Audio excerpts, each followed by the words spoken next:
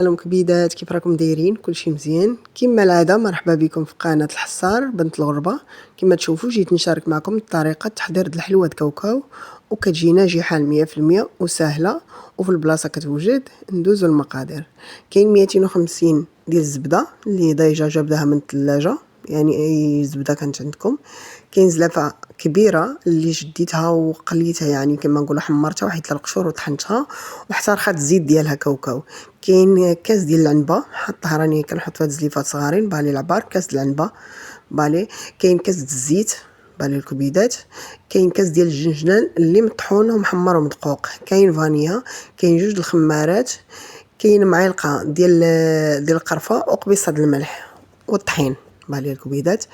كاين ما زهر.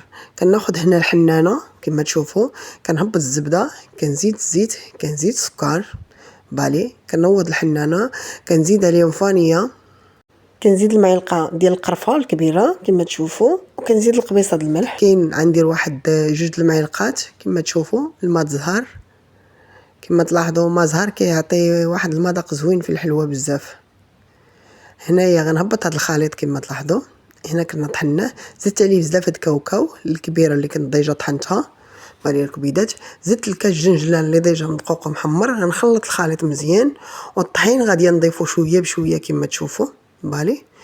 كنحاول نضيف الطحين شويه بشويه حتى كناخذ يعني العجينه اللي بغيت انا، الفورمه اللي بغيت.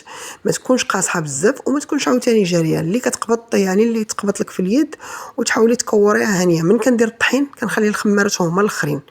انا الفانيه كنديرها في الاول مع الخليط الاولاني، ولكن حتى كندير الطحينات كنزيد جوج د الخمارات هما الاخرانيين بالي الكبيدات كما تلاحظوا.